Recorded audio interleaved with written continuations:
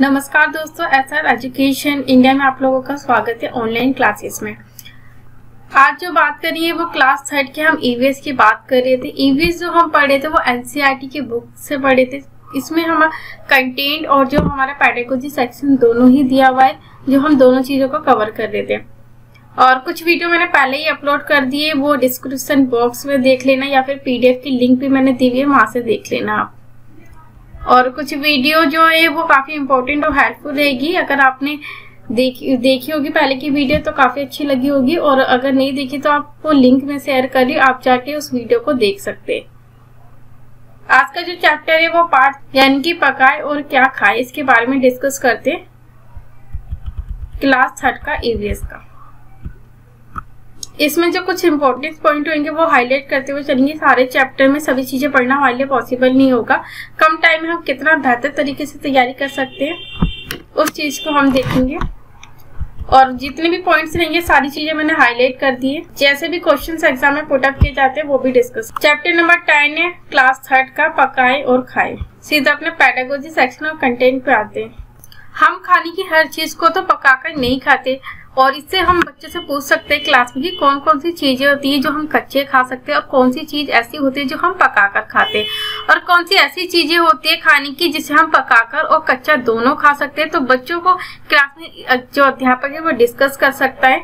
बच्चे अपने अनुभव और एक्सपीरियंस के आधार पर बता सकेंगे, तो इस विषय में क्लास में चर्चा कर सकेंगे, और सभी की जो खाने की विविधता है उसके बारे में क्लास में बता सकते। तो इसमें जो दिया हुआ ये तालिका, इससे बच्चों से हम तालिका भी भरवा सकते हैं। अध्यापक को क्या करना चाहिए, ज्यादा से ज्यादा बच्चों की हेल्प करनी चाहिए क्लास में। जैसे कच्ची खाई जाने वाली कौन सी चीजें, इसके बारे में क्लास में चर्चा कर सकेंगे।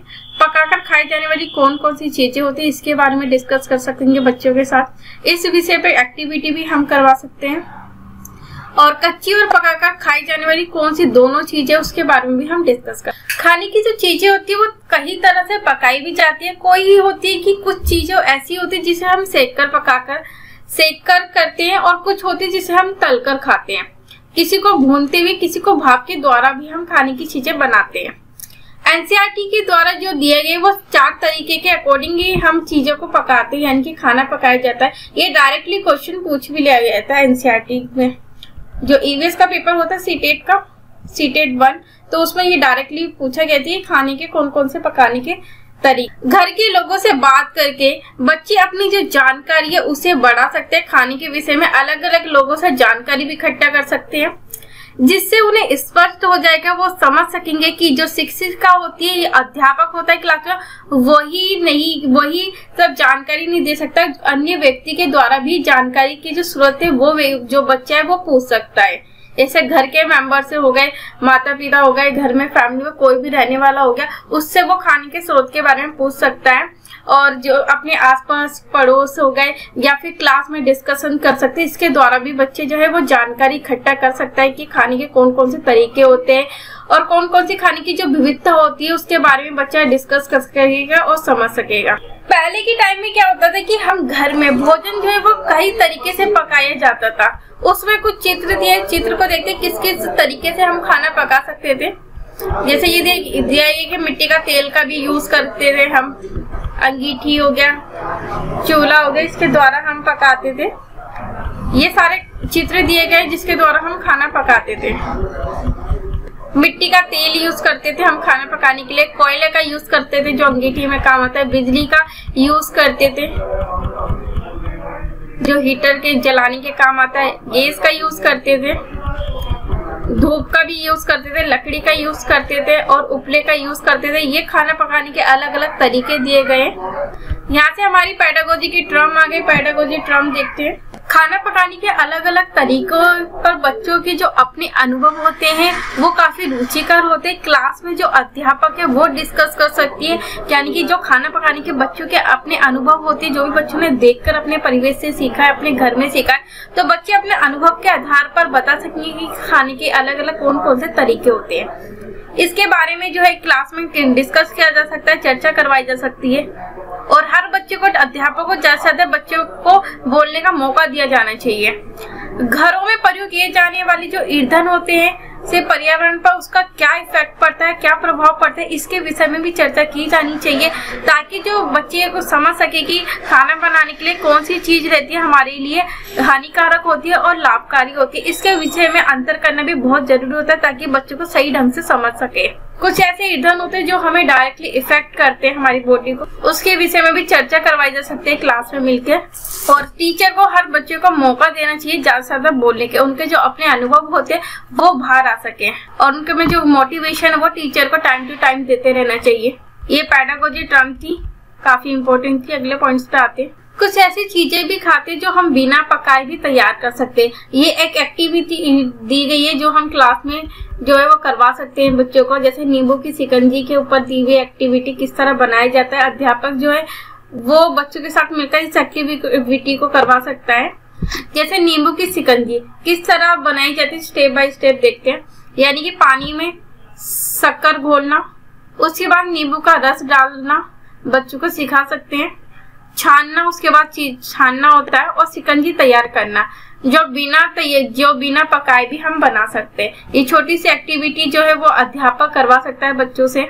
बच्चों को मिलकर खाने की जो चीजें हैं वो बनाने में भी काफी मजा आता है, तो इसलिए बच्चों को मिलजुल कर हर काम करने के लिए मोटिवेट करना चाहिए टीचर को। वे अपने परिवेश के अनुसार कुछ चीजें भी बना सकते हैं। उन्होंने जो भी चीजें देखी है, जो छोटी छोटी चीजें होती है, बच्चे उस चीज को बना भी सकते हैं। ये एक्टिविटी हमें करवानी चाहिए, बट जो भी वो एक्टिविटी करे वो हमेशा अध्यापक के सामने कर सकते हैं, और अध्यापक को पूरा सहयोग करना चाहिए, बच्चों की मदद करनी चाहिए उन्हें कोई भी प्रॉब्लम आती है तो। अगला जो चैप्टर है वो हमारा पार्ट 11 है, यानी कि चैप्टर नंबर 11 के बारे में डिस्कस करते हैं।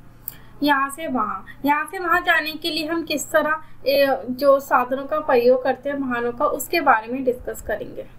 ये कविता हमारे लिए इम्पोर्टेंट नहीं है, सीधा अपने पॉइंट पे आते हैं, यानी कि कंटेंट और जो पेडागोजी टर्म है उसके बारे में डिस्कस करते हैं। इस चैप्टर में कुछ बच्चे के बारे में कुछ बच्चों से बातें करवाई गई है क्लास में, यानी कि किस तरह वो अपने परिवेश के अकॉर्डिंग वाहनों का यूज करते हैं उसके बारे में डिस्कस किया गया है। ये लड़की थी, वो अपने चाचा जी के पास दिल्ली में गए थे। वहाँ पे उसने जो वाहन देखे, जैसे बस के द्वारा उसने यात्रा की थी, मेट्रो के द्वारा यात्रा की थी, और टैक्सी के द्वारा यात्रा की थी। उसके बारे में, उसके अनुभव के बारे में क्लास में चर्चा की गई है। उसने जो वाहन देखे थे उसके बारे में उसने अपने अनुभव के आधार पर बताए।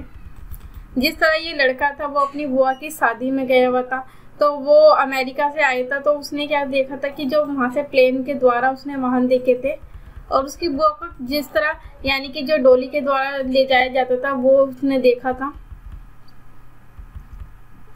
यानी कि वाहनों के अलग अलग प्रकार के बारे में बताइए, कितने प्रकार के हमारे वाहन होते हैं, साधन होते हैं, उसका यूज करते हैं हम आने जाने के लिए। जैसे बस हो गई, यहाँ पे नाव का यूज किया गया है, टैक्सी का प्रयोग किया गया है। बच्चों ने जो भी अपने परिवेश के अकॉर्डिंग ही अपने अनुभव बताए हैं। पहले ऊँट का भी यूज किया जाता था, साइकिल का यूज करते थे हम। सीधा अपनी पेडागोजी टर्म पे आते हैं। जानवरों की देखभाल तथा उनके प्रति जुड़ाव को कक्षा में चर्चा करके बढ़ाए। यानी कि जब जानवरों के प्रति बच्चों को जो है चर्चा करवाना बहुत जरूरी होता है, ताकि जो बच्चों में जानवरों के प्रति संवेदनशीलता वो विकसित कर सके, और जानवरों के प्रति उनका जो जुड़ाव है वो भी विकसित कर सके। इसलिए अध्यापक को इस विषय में चर्चा करवाना बहुत जरूरी होता है। ये पेडागोजी का हमारी टर्म थी, काफी इम्पोर्टेंट है। और अगले पॉइंट्स की तरफ आते हैं। अगली जो पेडागोजी टर्म है वो है बच्चों ने कई वाहनों को या तो वास्तव में या फिर किताबों, फिल्मों आदि में देखा होगा। यानी कि बच्चों ने जैसे भी अपनी वास्तविक दुनिया में देखा होगा, परिवेश में देखा होगा, या फिर किताबों के माध्यम से, फिल्मों में उन्होंने जो जो वाहन देखेंगे उसके विषय में चर्चा करवाई जा सकती है। बच्चों के जो अपने अनुभव होंगे वो भी सामने आ सकते हैं इससे। तो अध्यापक को पूरा सहयोग करना चाहिए। क्लास में मैक्सिमम एक्टिविटी के द्वारा बच्चों को पढ़ाना चाहिए, और उनके संदर्भ के अनुसार गतिविधि कराई। यानी कि पूरा चैप्टर दिया गया है, ये बच्चों के अकॉर्डिंग दिया गया है, तो बच्चों की जो भी अपने अनुभव होते हैं, उनकी जो गतिविधि होती है, उन्हीं के द्वारा उनको ध्यान में रखकर ही करवाए जाना चाहिए क्लास में, जिससे कि सफर के दौरान वह अपनी सुरक्षा सुनिश्चित कर पाए। और बच्चों को बतानी चाहिए कि किस तरह हम जब वाहन का यूज करते हैं सफर में आने जाने के लिए, अपनी सुरक्षा जो है किस तरीके से कर सकते सुनिश्चित, तो इसके विषय में भी अध्यापक को पूरे एक्टिविटी के माध्यम से बच्चों को ज्ञान देना चाहिए। ताकि वो वाहनों के साथ जो इधर उधर जाने जब वो जाते तो अपनी सुरक्षा जो वो कर सके सफर के टाइम पे। जैसे कि शहरी क्षेत्रों के बच्चों को सड़क सुरक्षा व यातायात के नियमों से परिचित कराया जा सकता है, यानी कि अलग अलग जो जैसे रेड लाइट दी हुई है, येलो लाइट दी हुई है, रेड लाइट दी हुई है, इसके विषय में भी बच्चों से चर्चा करवाई जानी चाहिए। यानी कि यातायात के कौन कौन से नियम होते हैं, इसके बारे में बच्चों से एक्टिविटी के थ्रू जो है वो हम करवा सकते हैं। कब वाहनों को तेज चलाना है, कब धीमी गति से चलाना है, इसके बारे में बच्चों को चर्चा करवानी चाहिए बच्चों से, ताकि जो बच्चे हैं वो उनमें जो यातायात के नियमों की जो नियम है वो हम डाल सके। जरूरी नहीं कि जो बच्चे हैं वो एट द टाइम ही सीखे, इसलिए टाइम टू टाइम हम बच्चों को इस चीज के विषय में जानकारी दे सकते हैं। जैसे इसमें कुछ वाहन दिए हुए आने जाने के लिए आप कौन कौन से वाहन का यूज कर सकते हैं उसके बारे में डिस्कस किया गया है। तो ये हमारे लिए इतना इंपॉर्टेंट नहीं, सीधा अपने कंटिन्यूड पेडागोजी टर्म पर आते हैं। ये वाहन दिया अलग अलग प्रकार के, यानी कितने टाइप के वाहन होते हैं हमारे। पहिया दिया हुआ है जिसमें कि वाहनों को हम किस तरीके से जोड़ सकते हैं, बच्चों में ये एक्टिविटी हम करवा सकते हैं क्लास में। और ये दिया हुआ है यानी कि ये पूरा इन्होंने जो पहिया दिया हुआ है जिसके थ्रू इसमें एक तरफ से इन्होंने पूरे अलग अलग साधन दिए हुए और दूसरा कि उनमें कौन कौन से कितने पहिए लगते हैं इसके बारे में हम डिस्कस कर सकते हैं। जैसे बस में कितने पहिए होते हैं, ये बच्चों से हम एक्टिविटी करवा सकते हैं। तो ये अपने हमारे लिए इतने इंपॉर्टेंट नहीं है, अपने टॉपिक पे आते हैं, अपने कंटेंट पे आते हैं और पेडागोजिकल टर्म में। तो ये एक्टिविटी के द्वारा भी हम क्लास में बच्चों से चर्चा करवाया जा सकता है, जिससे कि सीखने और सिखाने की जो प्रक्रिया है वो सरल हो सके, क्योंकि जो छोटे बच्चे होते हैं वो लर्निंग बाय डूइंग से बेहतर तरीके से सीखते हैं।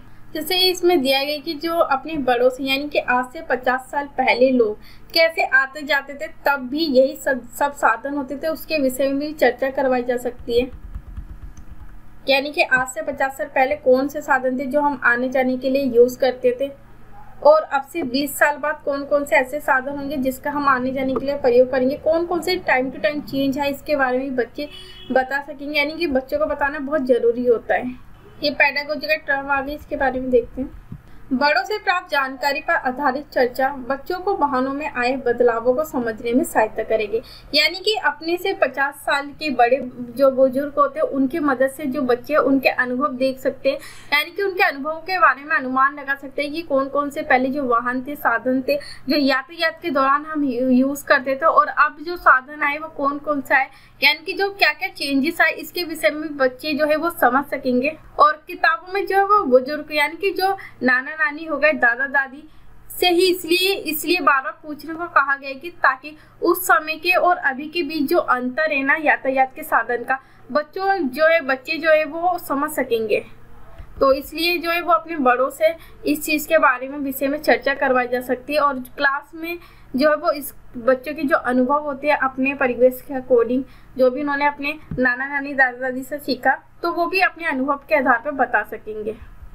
इसके साथ ही जो यातायात के साधन है उसके वर्गीकरण भी कर पाएंगे बच्चे। जैसे ये बच्चों दिए गए एक्टिविटीज करवाई गई है, माचिस से रेलगाड़ी बना सकते हैं, यानी कि अध्यापक क्लास में ये एक्टिविटी भी बच्चों से करवा सकता है कि माचिस की मदद से हम किस तरह रेलगाड़ी बना सकते हैं। वो एक छोटी सी एक्टिविटी हम करवा सकते हैं बच्चों से, ताकि जो बच्चे हैं वो यातायात के प्रकार के बारे में जान सकें।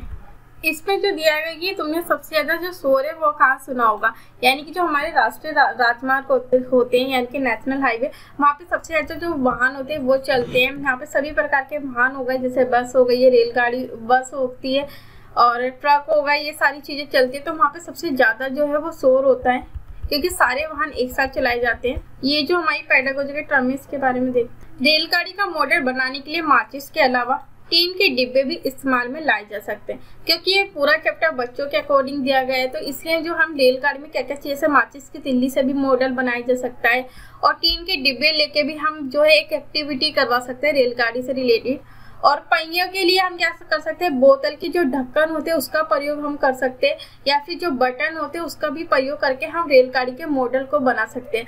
ताकि मॉडल से क्या होगा कि बच्चे जब खुद चीजों को क्रिएट करेंगे, खुद चीजें जब मॉडल बनाएंगे, तो बच्चे उस चीज को बेहतर तरीके से सीख सकते हैं और रेलगाड़ी के बारे में जानकारी भी जुटा सकते हैं। इससे क्या होगा, जो बच्चे की जो सीखने सिखाने की प्रक्रिया वो भी सरल तरीके से हो पाएगी, और वो जो बच्चों की जो लर्निंग है वो भी इजी में हो पाएगी। इसलिए मैक्सिमम टीचर को क्या करना चाहिए, यानी कि जो भी एक्टिविटी उसे करवाए। अगले पॉइंट्स पे आते हैं। जैसे ये पूरा डायग्राम दिया है कि आपातकालीन की कौन कौन सी स्थिति होती है, कब बच्चे जो है वो अपने आप को सुरक्षित कर सकते हैं, इसके विषय में भी हम बच्चों से चर्चा करवानी बहुत जरूरी होती है। जैसे ये पूरा डायग्राम दिया है कि आग के थ्रू हम किस तरह आपातकालीन स्थिति से बच सकें।